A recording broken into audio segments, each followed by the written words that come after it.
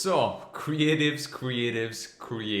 Power these guys have had since iOS 14. We're actually only going back to marketing basics when we think of creatives. There's no tricks, no hidden tactics or anything like that when we think of creatives. Nope, only good old marketing. In this week's video, I'll be showing you a full creative process on how to come up with new creatives and how to effortlessly and consistently pump out new creatives for you to test with your ads. My name is Justin and I'm the founder of Wizo Media, an e-commerce marketing agency specializing in growing e-commerce brands through paid advertising. Before we get started, make sure to leave a like, turn on post notifications, and subscribe for some more useful marketing tips posted on this channel every week. So I'm sure you've seen the following model somewhere, would it be in a marketing textbook? Would it be in a video somewhere from a guru online, whoever it is? I'm sure this is something familiar. If not, let me introduce you to the AIDA framework. So there's attention, interest, desire, and action. First of all, let's define when you can use that model. Would it be in the creative process? Where exactly does that fall through? There's actually two options. You can use it in option one, which is the creative design process. So if you're making, let's say, a video ad, you can definitely use such a framework. Also could work for a photo ad, but definitely better with a video ad. So that's option one. Option two is literally within your campaign structure, how you're structuring your campaigns, your marketing funnel, and how that's looking to the audience. So the first step is attention. Let's start by defining what attention is and what that means in terms of creative process. The attention is the hook. This is what's gonna grab your potential customers' attention. This is what's gonna make them stop scrolling on their Facebook feed, or what is also known as a thumb stopper. So basically they would be scrolling down through their Facebook feed, stopping to look at your ad. That's the step one. You wanna grab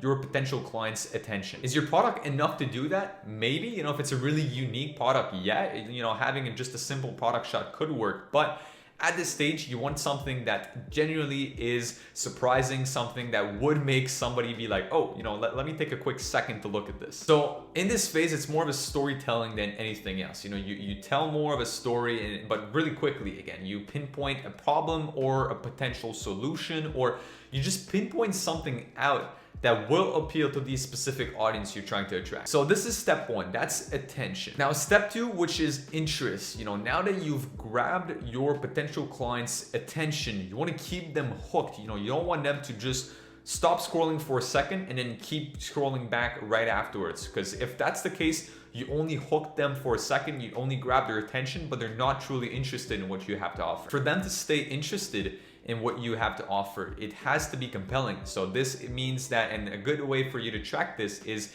with your video playthrough rate. So how many people or how long are people staying in your videos? If your average watch time increases, if it's in sort of high average for your own specific ad account, you have caught your potential client's interest. So you've caught their attention and interest. And these all go together, right? You cannot have somebody's interest if you didn't catch their attention first. The fourth step is desire. You want them to start thinking about taking an action, or thinking about, what their life could be with your product, or what, how useful would that be for them. So you sort of lead them through a thinking model where they see themselves with your product. So you make a call to action, you have an offer, something that's irresistible and that they cannot say no to.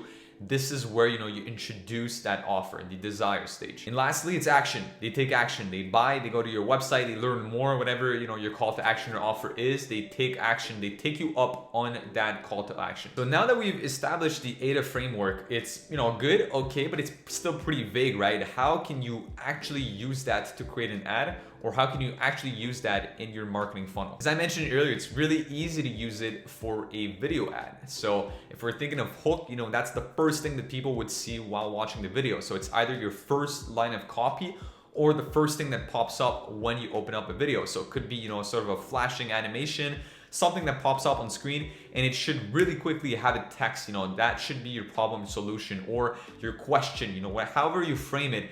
The hook comes in really quickly in your video creative. So you grab their attention, and then afterwards with your video, you want it to have fast cuts, be interactive, because you want to keep the person's interest. So you've grabbed their attention, you've got their interest.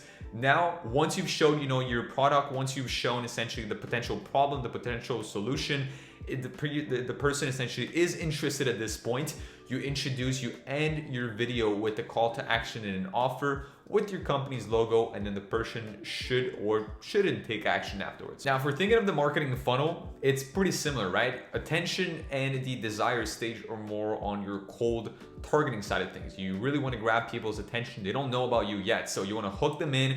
You want to make sure that these people are starting to want to learn more about your brand. You're creating a certain desire, certain interest inside of them. And then with your remarketing or retargeting, you create essentially this desire even stronger through what type of content?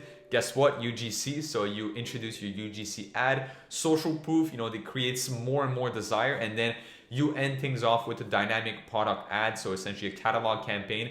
That would be your action phase. Like the only thing that they can do from this catalog campaign is take action and buy. So that said, let me lead you now to the part where I was saying earlier that you could effortlessly, consistently get some new creatives in. So I didn't really talk about this yet. At this point, you should have a good idea of how to come up with one creative or a few different ideas. But once you've iterated and launched a few different variations of that exact framework, like a few pictures, a few ads, a few videos, it could be, the same video with a few variations, whatever it is, you're gonna find some winners. Again, you're gonna see this winner because of your average watch time, because of your ROAS. Obviously, ROAS is king in this case. Did the ad produce a return on ad spend? Yes or no? If it did, it's a winner. If it didn't, it's potentially not a winner. I'm saying potentially because you could test, some variations of that same ad to try and make it a winner, but it may not always be that case. So to effortlessly, consistently pump out new creatives is you take a look at your first wave of testing. You're probably gonna have one or two winners. If you don't, you keep going until you have some winners. If you have, I recommend you finding 2 to 3 winners. So you have great ads, they perform well, and now you want to create some more. You start from these ads. A really simple way for you to do that is take literally the same creative, change the copy, try a different angle, or take pretty much the same video structure, but change the call to action at the end of the video, or take the video or a similar format and instead of making it with the men, make it with the woman. So you know the storytelling is working with the men or the masculine audience. So try it with women.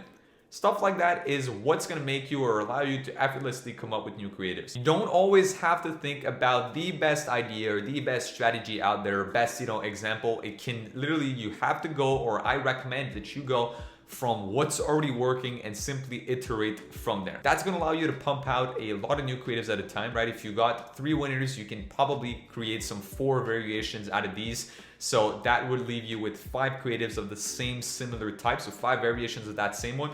You're left with 15 creatives to test now at this point. So you definitely have some room to test from your initial wave of winners. Obviously, feel free to test out some completely, random and new combinations that you've never tested yet. You still want to keep some new and fresh content in there. It's important because these will eventually lead to some new winning ad sets or winning ads in this case. And if that's the case, then you want to reuse these. But all I'm saying here is that this is valid for the ad set level, for the ad level, and even the campaign level, right? If you're thinking of running a Black Friday campaign in 2021, well, don't try and be, super original and be like, let me try something that I've never tried before. Look at what worked in the past. Look at the past year.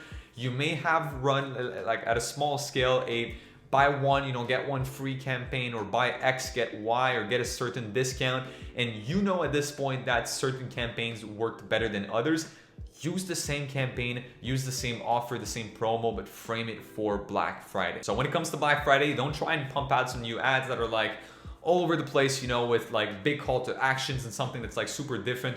Use your best performers, use your best performing creatives, and simply change your copy to talk about Black Friday. Or use the same creatives, but add a little overlay on top that talks about Black Friday or something like that, because you keep an iteration of that winning creative. Now, if you're an e-commerce brand or store owner making at least $20,000 to $30,000 a month, I invite you to click on the first link in the description down below and book in a really short 15-minute demo call with our team. What you can expect on that call is for us just to see if you'd be the right fit to work with us for e-commerce growth program. If that's the case, then we'd end up partnering up together and bringing you some amazing results. If that's not the case, then at least you'd be left with the free action plan for you to implement with your e-commerce brand starting today. So click on that first link in the description, book in your short call, and I'll see you then. On that note, make sure you check out other videos on the channel for some more useful e-commerce marketing tips, and I'll see you guys in next week's video.